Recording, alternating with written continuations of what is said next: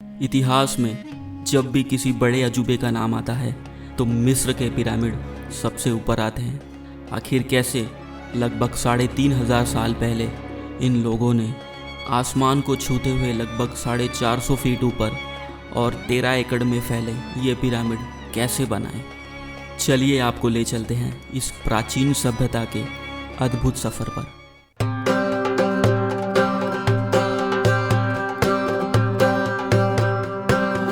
अरबी की पुरानी कहावत है कि इंसान वक्त से डरता है और वक्त पिरामिड से।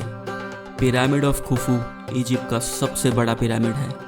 अगर इसका वज़न किया जाए तो 16 एम्पायर स्टेट बिल्डिंग जितना इसका वज़न होगा। ये एक प्राचीन इंजीनियरिंग का जीता जागता सबूत है जो अब तक आसमान को छू रहा है। आखिर इतने हज़ारों साल पहले इन लोगों ने ये विशाल पिरामिड कैसे बनाए।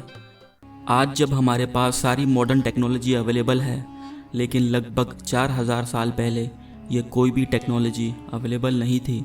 उस समय इन लोगों ने 2 से 2.5 टन के पत्थर पिरामिड के ऊपर कैसे लेकर गए। पिरामिड्स के अलावा इजिप्ट में ऐसा बहुत कुछ है जिसके बारे में अंदाज़ा लगाना बहुत ही मुश्किल है कि वो इन लोगों ने अपने हाथों से ये कैसे किया। बहुत से जो मकबरे मिले हैं उनके बाहर या अंदर इस तरह के ग्रेनाइट के पत्थर भी पाए गए हैं। अगर आप ध्यान से देखेंगे तो इसके ऊपर की जो पॉलिश है, इतनी साफ़ तरीके से पॉलिश उन लोगों ने कैसे की और इतनी प्रॉपर प्रिसाइज कटिंग इन लोगों ने कैसे की। दिमाग पर ज़रा ज़ोर डाल के सोचिए, अगर आपको आज ऐसी कटिंग करनी है तो बिना किसी कटिंग मशीन या ग्रेनाइट कटिंग के अलावा आप ये नहीं कर पाएंगे। उस समय जब ये सारी चीज़ें अवेलेबल या मौजूद नहीं थी, इन लोगों ने ये कैसे किया, ये अद्भुत कलाकारी कैसे की इन लोगों ने। इतने बड़े विशाल पिरामिड कैसे बनाए गए, ये आज भी एक रहस्य है। बहुत से एक्सपर्ट्स ने और आर्कियोलॉजिस्ट ने अपनी अलग अलग थियोरी बताई है कि पिरामिड इस तरीके से बनाए गए होंगे। कईयों का मानना है कि इन लोगों ने रैंप बनाकर उसके ऊपर से 2.5 से 3 टन के पत्थर ले जाकर पिरामिड को बिल्ड किया। और कईयों का मानना है कि इन लोगों ने बड़े बड़े लकड़ियों की क्रेन बनाकर पत्थरों को लिफ्ट कर ऊपर लेकर गए। ऐसी बहुत सारी थियरीज हैं कि पिरामिड इस तरीके से बनाया होगा, लेकिन आज भी कोई एक नतीजे पर नहीं पहुंचा कि पिरामिड इसी तरीके से बना होगा। मिस्र के लोगों का मानना था कि मरने के बाद भी एक जीवन होता है। वो अपनी मरने के बाद की ज़िंदगी के बारे में बहुत सोचते थे। उनका मानना था कि मौत ज़िंदगी का अंत नहीं है, ये तो एक पड़ाव है दूसरी ज़िंदगी में जाने के लिए, जिसके बाद ज़िंदगी की एक सुनहरी शुरुआत होती है। मिस्र के लोग पुनर्जन्म को बहुत मानते थे, इसीलिए उनका मानना था कि शरीर एक सही अवस्था में होना चाहिए। इसीलिए वो शरीर को दफनाते नहीं थे, मम्मी करके उसे पिरामिड के अंदर रखते थे।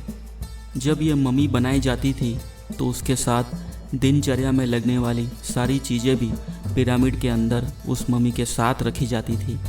लेकिन सभी लोगों की मम्मीज़ नहीं बनती थी, सिर्फ फ़ैरोज़ या वहाँ के राजा रानी या बहुत अमीर लोगों की ही मम्मीज़ बनाई जाती थी। किसी भी शरीर को मम्मी बनाने के लिए उसके शरीर के अंग निकाले जाते थे, लेकिन हाँ, उस शरीर में से दिल नहीं निकाला जाता था, क्योंकि मिस्र के लोग दिल को आत्मा का प्रतीक मानते थे। इसलिए दिल के अलावा वो सारे अंग को किसी और वस्तु में बंद कर रखते थे। मिस्र की जो अब तक की सबसे बड़ी डिस्कवरी की गई है वो है किंग तुतनखामुन का मकबरा। 4 नवंबर 1922 को एक जगह पर खुदाई का काम चल रहा था।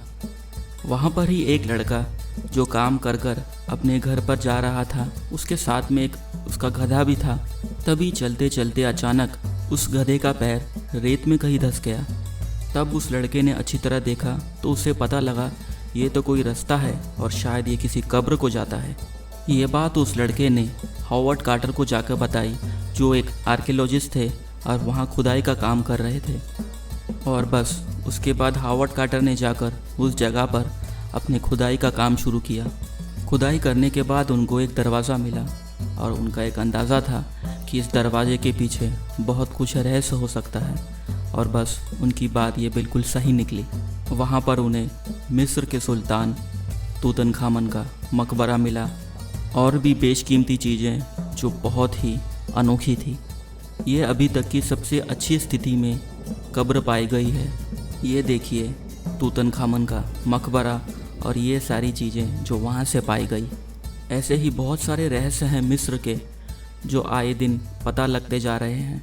हम और भी ऐसी जानकारी आप तक लाते रहेंगे। तब तक के लिए सब्सक्राइब कीजिए बिग स्टोरी चैनल को।